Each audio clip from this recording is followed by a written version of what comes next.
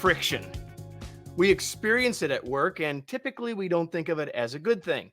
Our guest today calls that destructive friction, the things that happen and maybe we unknowingly create that suck the life and productivity out of our work.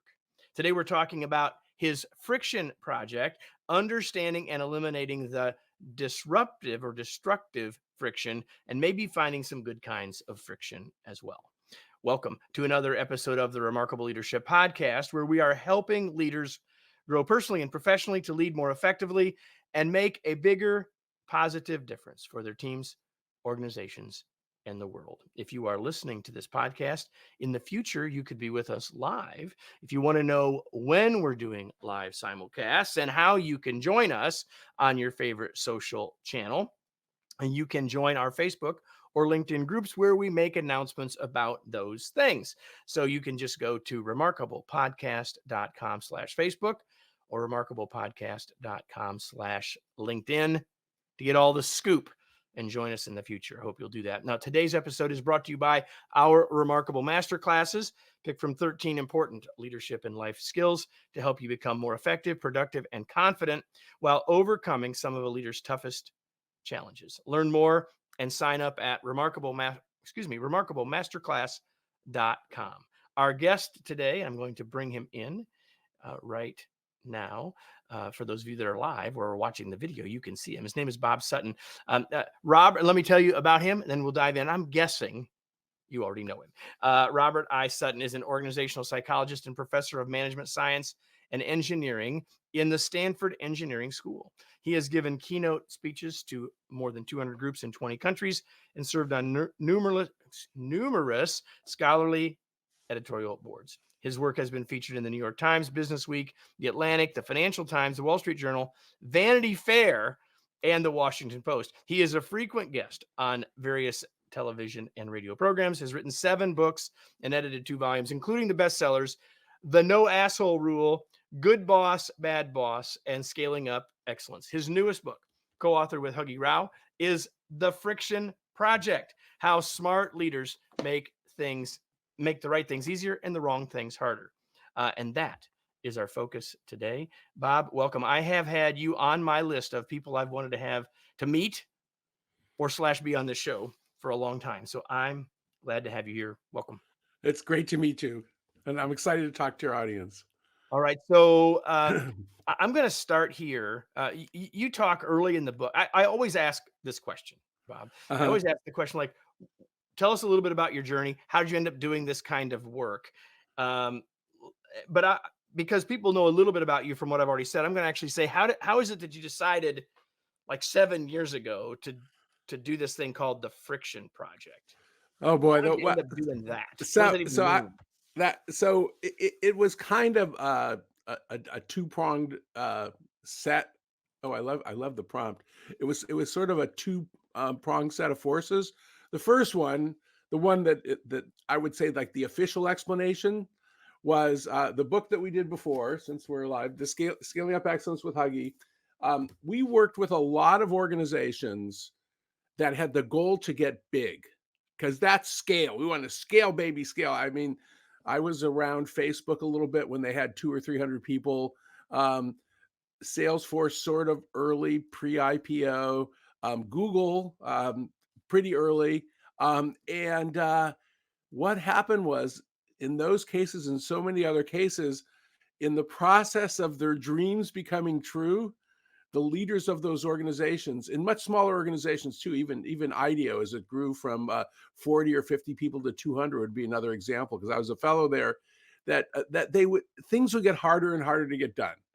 And so that was one. And then when we teach executives, as you do, you teach executives all the time, they would talk about things like working in a frustration factory. I work in a frustration factory. I remember that. Or I remember one woman, a middle manager from HP. I don't mean to call it HP, but she said something like, how do they expect me to show any initiative when I'm sort of like struggling to walk through the shit every day? So that was sort of like the professional part that we were hearing the message. Then the other part, since I have been at Stanford for more than 40 years, and the percentage of students or the number of students and faculty has not actually grown that much, maybe 25%. That the number of administrators has grown just exponentially. And so, More uh, than 25%, are you saying, Bob? well, it depends on how you calculate it, and there's some controversy about that. But the question is, I'm literally in the press. There's some controversy about whether we have more students or more administrators. It depends how you count them, and I could go on, but there were a lot of things that used to be easier to do at Stanford, and some of them should be hard to do. It should be hard to steal and cheat and stuff like that. I'm all for that. Um, but other things have gotten more and more difficult, and then on top of that is the email revolution. So the book starts with a 1,266 word email with a 7,500 word attachment from a senior administrator who invited all 2,000 faculty members to spend a Saturday brainstorming together, literally like a giant like gang brainstorm. And I thought that was sort of, to use the term, almost an abuse of power because of the amount of time that she was taking away from us. So anyway, so to end there, and that was sort of the bad news. Maybe we can get to the good news, but it was both dealing with other people and our own personal frustration with Stanford, and also with other places where we were consumers, about how difficult it was to get things done. And you and I were talking off air about healthcare. Boy, healthcare is it's really a big problem in the US healthcare system. So, but those are the two. It's usually that way for me. I have to have both. I have to have some intellectual argument, and I have to have something has to get me in the gut. If I don't feel it here, since you write books too, otherwise I don't have the what do you call it, the energy in me and the wherewithal to keep writing sentence after sentence. It has to be something that stirs me up a little bit. Well, I think that, uh, I opened the intro by saying, using that word friction, right? And I think we all sort of know what that means or what that feels like. And I described what you call destructive friction. Um, and and then one of the things you talk about in the book, I'm going to read a phrase, Uh-huh. and then I want you to comment on it, because you talk about early in the book, and I told you there'd be no. I'm not going to say, "Hey, tell me what's on page 23." I'm just going to read you what's on page 23. Well, you can. When you I'll make it up. It's about being a friction fixer. And you said our 7-year project taught us that a bedrock belief of friction fixers is this: that if we focus on what to make easier and faster and what to make harder and slower, life will be better for workers and the people they serve. So when I framed the opening here, and you've been talking about sort of one kind of friction, which is what we'll call bad friction, Right, right. destructive friction. But what you're saying here is there's really two kinds here. What do you mean by that? And then maybe talk a little bit about good friction for a second. Sure. So, I mean, so what we mean by that is that there are a whole bunch of things in organizations. Let's just say the process of hiring people, when I'll get back to that in a second, the process of I don't know, setting up meetings, of getting our expense reports reimbursed, all these sort of things that should be relatively easy. And then there are some things that should be hard or impossible. So it should be difficult to cheat. That should be impossible or very difficult. And then, and I'll go through this in some detail later. There's a whole bunch of things that should be slow and difficult, and where people just need to pause, or not do it at all. We can get into the unethical stuff, but there's one story I like to tell, because in some ways it shows to me the interplay between good and bad friction. It's almost the best summary of the book. So I got the book right here. Laszlo Bock, who is essentially, great book, Work Rules. Maybe you had him on your show. Anyhow, so Laszlo was head of essentially HR, people operations, at Google for about 8 years, when it was more functional than it was now. Google has some struggles right now. And there was a tradition at Google which made a lot of sense in the early days, when Larry and Sergey, the founders, they would interview job candidates 8, 10, 15, according to Laszlo, as many as 25 times before they would make a hiring decision. And Jeff Pfeffer and I actually interviewed Larry Page in 2002. And I've got the transcript. I was just looking at it recently, and he was talking about how everybody at Stanford was mad at him because they were interviewing people so many times before they hire him. But he wanted to have people who were both technically skilled and had the management skill to build the company. He had a very clear vision, which was smart for scaling early, but this becomes ingrained in the company. And it becomes a tradition. Just think about it. If you got to interview somebody 15 or 20 times before you hire them, think about the logistics and scheduling. And by the way, you also piss off the best candidates who in those days would go Hey, to heck with Facebook. it. I'll go Okay. somewhere else. Yeah, I'll go somewhere. So what Laszlo did, book's called Work Rules. He put in a simple rule, which is if you're going to do more than 4 job interviews, you need personal approval from me. So that's a speed bump.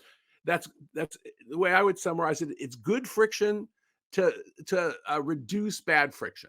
And he said he couldn't believe how well it worked. And there's a lot of messages there that what is it?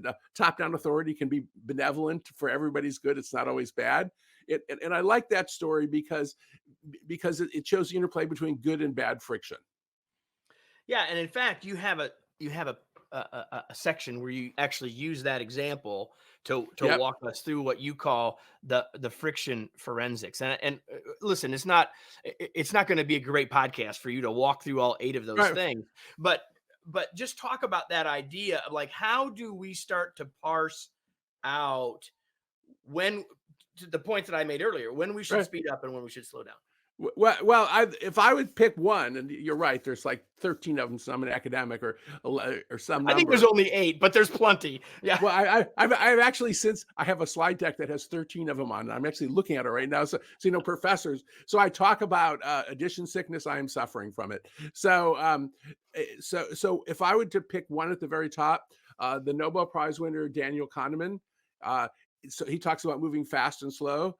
The basic argument is that, in his terms, when you're in a cognitive minefield, when you don't know what to do, when things are all messed up, when people are confused, that's when you just pull over and figure out what is going on. And there's lots of examples that we use in the book. Maybe one of the simplest one is Waze, the navigation software, which probably many folks in the audience use. Uh, Waze is an example where Noam Barden, the CEO, when they got $30 million in venture capital, this is way back in 2011 or 2012, the venture capitalists wanted them to hire people and do a bunch of product development. But there was a problem where when people downloaded Waze, if you waited 30 days, none of them were using it. So he just put the brakes on for 6 weeks. And everybody in the team figured out what was wrong, and including not hiring people, by the way, because when you add more people to a confused project, it makes things even worse. And then Quickly, you quickly. quickly, yeah. There's a great book called The Mythical Man one that makes that argument quite elegantly. So anyway, so to us, that's that. If I would pick one, that's it. And the analogy that I've been using lately that I kind of like is in some ways, if you think of yourself as a race car driver, Formula One or NASCAR, whatever you like, or is that the people win the races do not put the pedal to the metal the entire time. They slow down for the curve so they don't wipe out. They do pit stops so they don't run out of gas. And so there's also that sort of analogy, and that also gets us to something that I know you know a lot about, which is burnout or keeping people going emotionally. That you're kind of doing a marathon. You're doing Le Mans. You're not doing a drag race, to use the analogy. Yeah, I love that Um, analogy. I live in so Indianapolis, for heaven's Oh, sakes. that's Of right. course You I'm live gonna in like that analogy. Indianapolis, the Indianapolis 500. Yeah, yeah. So anyway, and I could go on and on and on with examples of times when slowing down works. The second one I would pick, and then we can discuss some other stuff, is that all the evidence on creative work is that if you rush it too much and if you add too much efficiency to it, you are going to mess it up. And you can look at my friend and colleague Teresa Mabile spent 50 years studying creativity, and that's one of her number one things. If you put the gun to your head, rush ahead, go faster, everything stops. Um, Ed Catmull, one of the stars of the book, who led Pixar for 32 years, he makes the argument that we almost never thought about speed and efficiency. We just thought about iterating over and over again until it was right. And yes, there might be ways to make things less inefficient, but when it comes to creative work, people think they can make it more efficient and speed it up. There's a pretty bad history there. I'm even thinking I spent a fair amount of time at one point working with the auto industry, especially General Motors, and they were always trying to step the product development process. And and I remember one guy telling me from General Motors, there's one way we've always been able to figure out how to speed up the product development process, and that is to claim that we started later than we actually did. Because there's this phase they call phase zero. That's in phase zero, since we're authors, phase zero is when we're trying to figure out which book to write and to outline, that sort of creative. But phase zero is where they sort of muck around and sort of figure out the general characteristics and market for the car. And so I remember him saying, so I've been involved in multiple projects where we sped up the product development process by simply removing phase zero from the timeline. So It we still start happened, but we just it's didn't talk about that we did it. right. That point where you're just sort of sitting around confused. And I remember an old software executive who led a company that made computer games, and I remember him saying it's a lot cheaper to pay 4 designers to sit around and drink coffee for a year to figure out what game to develop than to take a bad game and put 300 people on it and develop it really fast. He said that was sort of like the main lesson that he learned, being a gaming executive. Well, and we've all and here's the thing, even those of us that mess this up have all heard this phrase, go slow to go fast. Right, Like right. that's fundamentally the idea that you're describing right there. And all of us will politely nod at that. Or I mean, I've written it and people say, well, Kevin, we already Yeah, know that. I mean, yeah, but you're not right. doing it. Like there's two different things here, right? There's a difference between what we know, the now the knowing and doing gap, as we might talk about it. Yeah. So one of the things that comes to me as I read the book, and it's in part because I am working on my next book, where one of the big ideas is that the answer is seldom at the ends of the spectrum, but it's somewhere in the middle. And like what we're talking about is like too fast is too fast, too slow is too slow. The right answer is somewhere in the middle. It all Right. depends on what the exact situation or context is, of course. And so like any other thoughts about how to figure out that balance, if we want to call it a balance? Well, so I guess I have 2 thoughts. One thought is it depends on how deep a relationship that you need and want to do the work. And to steal a line from the Supremes, you can't hurry love, and that's in the book somewhere. And if you look at situations, there's very good evidence that teams that start new organizations, that actually put on Broadway plays, that do surgery, that fly airplanes, that the more experience they have together, the better they tend to perform. And Charlie Munger and Warren Buffett would be sort of exhibit one. They worked together for 60 years, Right. but yes, there are many things in life you can do efficiently if you have strangers, including people who fly our airplanes and do surgery. They know what the procedures are. But it turns out even people who fly airplanes and do surgery, the more they work together, the better they do. So to me, that's one thing: is whether you're just having like a quick, we're just going to get it done sort of thing, or you want a long-term relationship and you really want to do it. Then the other thing, and since we're both leadership people, and this is the leadership podcast and show, is there's some really interesting research we do talk about a little bit in the book, and I did a little bit of it with her. It's by a woman named Lindy Greer. She's now at University of Michigan. She's at Stanford for a while. And her argument is, and this again it's sort of like fast or slow. It's sort of when you as a leader interject versus get out of the way. So what her research shows, and she's done everything from experiments to following CEOs of startups here in Silicon Valley. And what her research shows is that the best leaders know when to switch gears between, if you will, activating the hierarchy, kind of going in command and control mode. So that's when they make a decision. They tell people to shut up and to go to work, because when there's an emergency, sometimes you have to do that. Or they just say, okay, I've heard enough. Here's my decision. We've got to move forward, versus flattening the hierarchy and saying, let's brainstorm. Or they might pass around the talking stick. Or as my Reduce that. friend, they reduce that hierarchy. My friend and mentor, David Kelly, who started IDEO, the famous, unfortunately fading design firm, and also the Stanford Design School that I'm a co-founder of, but he was really the main leader. David has this remarkable ability to bring together a bunch of smart people, walk to the back of the room, and then walk out of the room. I even wrote an article about him. Actually, him and President Kennedy used the method of getting together a bunch of people and realizing that their authority might stifle conversation and walking out of the room. So I call You that know, management by walking out of the room. So let that's me just say flexing. something about that. Can I say something about Yeah, that real yeah, quick? Because sure. I didn't know that David Kelly did that. So I'm starting to feel smart all of a sudden. Because I do that with my team all the time. Like I feel like there's a team is a team is working on something, or there's a topic that I feel like I can add some context or I can add some Yeah. value, but not by staying. So I Oh, do that oh, relatively frequently, because it's valuable for me to be there for a bit, and it's more. But then my value goes away because you can't forget that he's the boss. I mean, as right. my team says, he writes the paycheck. His name is on the company. Like so, like that makes it like I'm not the president of the United States, but they get a paycheck that I sign, right? Right.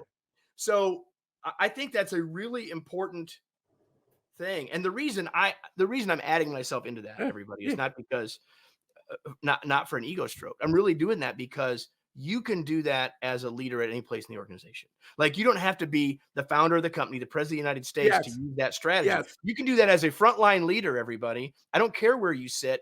That approach that we just described is something you can absolutely do. And once you understand that that's even possible, it can be of great value to you.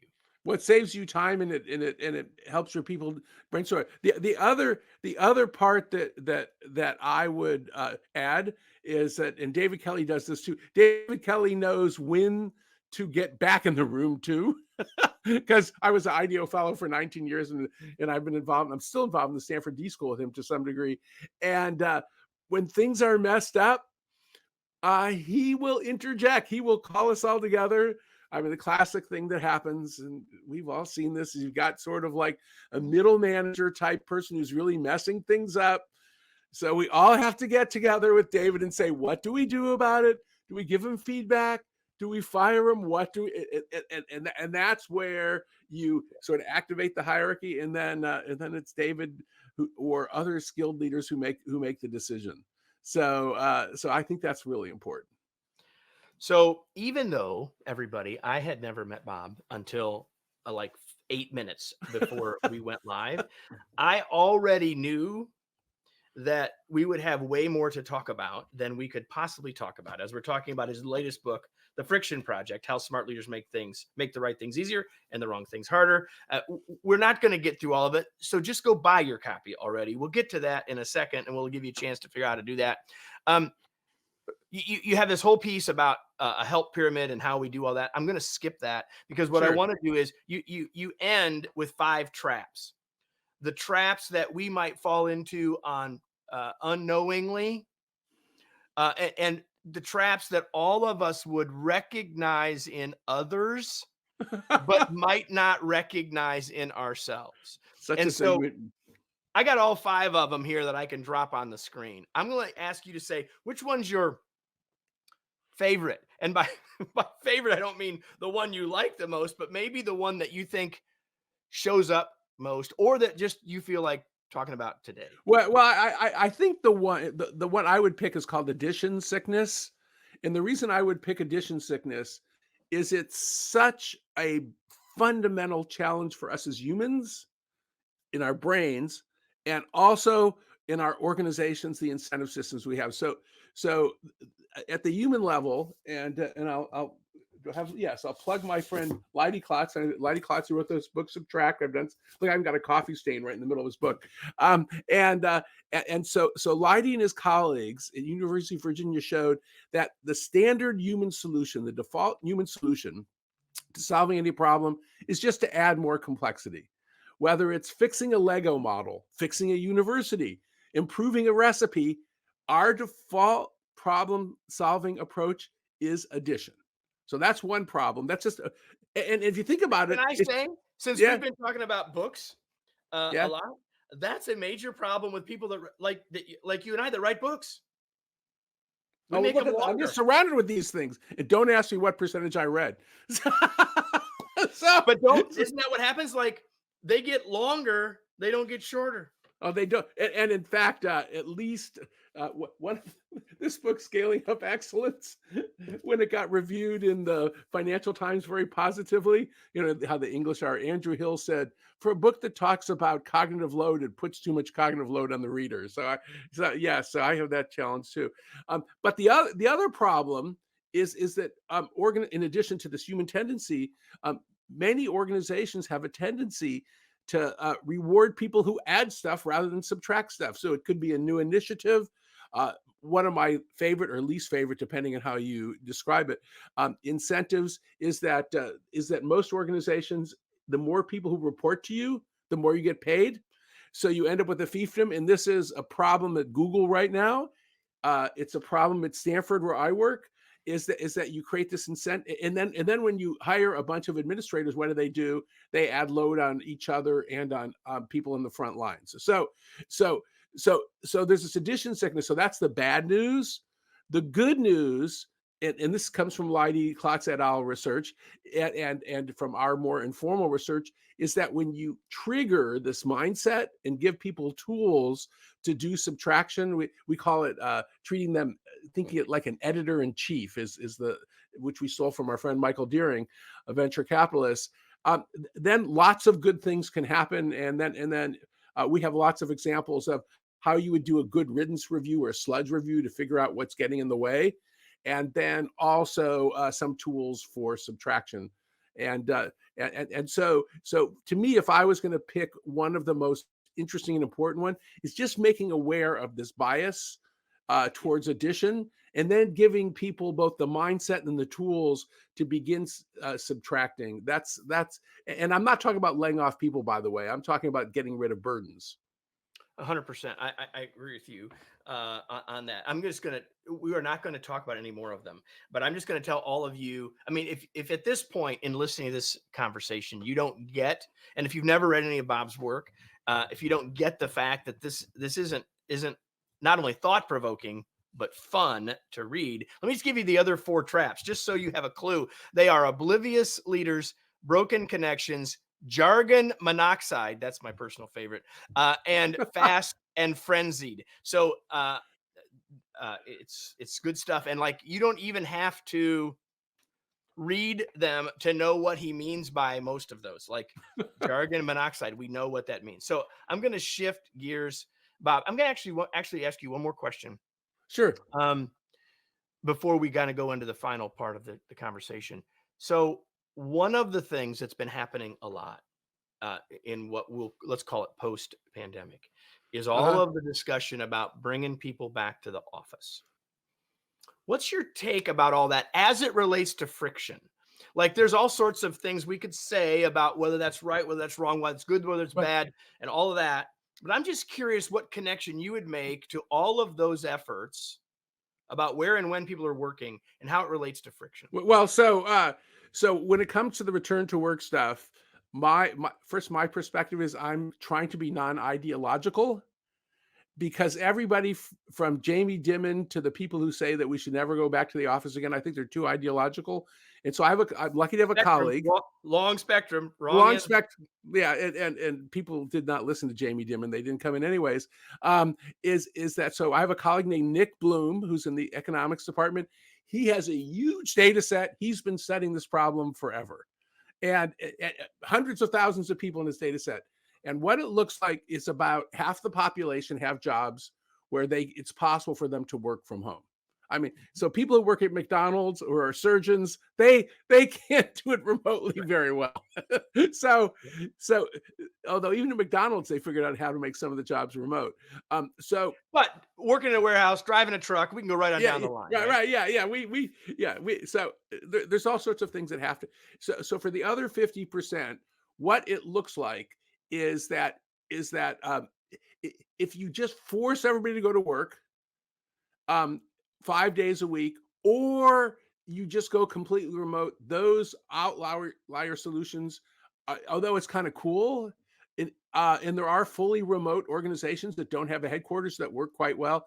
On average, it looks like sort of Tuesday, Wednesday, Thursday is probably about right. And people will be less productive on those days. because people are less productive in the office, but then it takes care of the social glue. So, so, Yeah, you and so I we could have a whole nother show on what productive means in that context, yes, yes, yeah, yes. We because could have there's a whole more nother. to it than just that. But Well, yes, they're more productive for non-interdependent work. Let's just say, or non-creative, non-emotional bonding work. So that's sort of where I'm at. But forcing people to go to work 5 days a week, it looks like that ship has sailed for many occupations. And one of the reasons is that you won't be able to recruit or keep the best people. And in fact, there's a company that I'm working right now with that has a world-class CHRO. And the reason that she is looking for another job and has a more lucrative and got a more lucrative job offer was she got pissed because she's a CHRO of a public company. uh, they were forced to come into the office 5 days a week, and, and, and she thought it was completely pointless. So she started looking for a job. So you got to you got to sort of be careful with this. And yes, of course, there's all the friction of traveling, of taking a shower and get all the stuff that we know that you have to do to get ready to go into of keeping gas in your car and all that sort of stuff. So those are all sorts of friction. And just one comment I also would make, which is evidence based, but something that really annoys me, is that one of the reasons that many people are in the kind of jobs where they work in the office figured out how bad it was there was this thing called the open office movement that occurred in the years running up to the pandemic. And I just remember talking to architects, even at Stanford. Oh, you got to be like Google and Facebook. And I said, I have friends who work at Google and Facebook. If they need to get something done, they either find a conference room or stay at home and work. If they're writing code or having a sensitive meeting, they're always fighting for the conference rooms. So and all the evidence is that the open office is less productive, less collaborative, more likely to spread diseases because you don't have walls, all these sort of problems. And then people are upset because their employees aren't going back to an open office, which sucked for the kind of work they do. So which is another source of friction, is that you can't get your work done because of the burdens that open office places on you. So that's kind of with the return to work. I'm trying to stay in the middle of the spectrum. And one thing, it is interesting for people to know that there are some organizations that are completely virtual. So there's an organization I'm an advisor to called Team Rotary, that it was found. There's no headquarters. There's about 30 people who work all over the world, and there are organizations like that, and they do function. We are nearly that, and have been for a long time. Not Ooh. 100%, but very close to that. And so, yeah. So, but I think the right answer is, what's the work? Rather than what does someone want? That's the question. Like, there's the tension between getting the right work done and meeting the needs of the people that are doing the work. And if we can figure that out, rather than getting on either end of that spectrum that you and I were talking about earlier, we got a better shot of success. And maybe that ends up looking like 2-3 days one way or the other, right? Whatever that ends up being for your organization. I love that. The work. The other thing, dear bosses, and I think that Jamie Dimon won't admit it, but I think he learned this, is that when you order people to do something and they don't do it, in the words of my late colleague Jim March, resistance to change often protects you from folly as an executive. That there's a lot of information, and this idea of resistance to change being, oh, the stupid people won't do what we're telling them to do. Very often it's just information that, gee, maybe what you're doing or how you're doing it needs to be changed as a senior leader. There is wisdom in the crowd. So I have a couple of final questions for you, Bob, before we finish. And one of them is this: outside of all the stuff we've been talking about, although it's pretty clear that you enjoy your work, what do you do for fun? So go for bike rides, go for hikes in the Sierras with my wife. My wife she was a CEO of the Girl Scouts of Northern California for 15 years. She's a lawyer before that. And so she really knows all the great places to hike. So she drags me up the mountains in the Sierras. I can almost keep up with her. And then I ride my bike a lot. And then lately we've been going, now that the pandemic's over, we've been going to a lot of live music and comedy shows because we kind of miss that. So that's some of the stuff that we do. Awesome. And like me, you got books all around you. That's one of the ways I feel like I'm blessed, is when there are books. I feel better when there are books around me. So And you've mentioned as many books during this conversation as any guest has ever done. And by the way, we'll have all those, everybody, in the Okay. show notes for you. But what are you reading right now, Bob?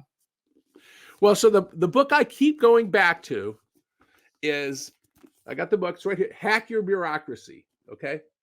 So this is by Marina Nitze and Nick Sinate. Now they're really interesting because both of them were senior government officials in the Obama administration, Yeah. and they both of them, and they're still working on this project. They did all this stuff to get rid of destructive friction in large bureaucracies, and it's so technique.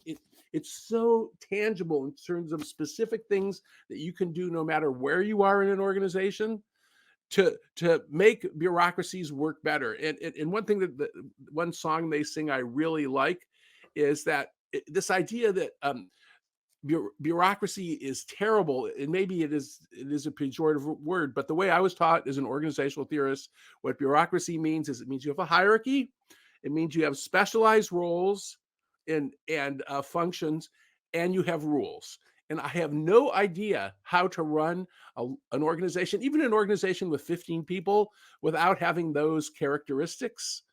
And the question is it a good bureaucracy or a bad bureaucracy? And then they talk about all these things that they have done in their leadership roles and now as consultants to help organizations get rid of destructive friction. So hack your Hack Your bureaucracy. Bureaucracy. That book has been featured on this show. We'll have that in the show notes Yeah. All as right. well. I was already thinking that when I thought about related podcasts, which we try to do, that would definitely be one related here. Hack Your Bureaucracy. And so, Bob, here's the chance. What do we need to know? Like, where do you want to point people? What do you need people to know? How can they learn more about you and your work and this great book, The Friction Project? Where do you want to point people? Well, probably the best place is either bobsutton.net, which is my website, or just on LinkedIn. I'm pretty active on LinkedIn. I still do some stuff on Twitter, but Twitter's getting less fun, or I guess we're supposed to call it X now. And so LinkedIn is another good place, but bobsutton.net is probably the best place to go. bobsutton.net, where you can learn about this book and all of the others. So, Bob, before we wrap up, I've got a question that I ask everybody every week. If you've been with me before, you know I'm going to ask you, now what? What are you going to do? Maybe you're going to think about the idea of addition sickness. Maybe you're going to think a little bit about what role you can play, regardless of where you sit in the organization. Maybe you're going to try to do what you can to reduce the frustration factory in your organization. Maybe you're recognizing that friction isn't all bad, just like bureaucracy doesn't necessarily have to be bad. And you need to think a little bit more about what should we make harder and what should we make easier. I don't know what the right answer is for all of you, but I do know that if you just take this in and say that was interesting, and even if you just decide to go buy the book, that this time would have been better spent for you in the long term if you take some action on what you have learned. I hope you'll do that. And Bob, thanks so much for being here. It was a Oh, pleasure to thanks have so you. much. Oh, it's so fun to talk to you, Kevin. Somebody said that they love our energy, and I love your energy. It's fabulous. Well, thank you. And everybody, if you like this one, you need to come back next week because we're going to be back again next week. Not live. I'm not going to be live for a while as I'm finishing the manuscript for my next book. But every week the podcast will come out. And so come back next week for another episode of the Remarkable Leadership Podcast. Thanks, everybody.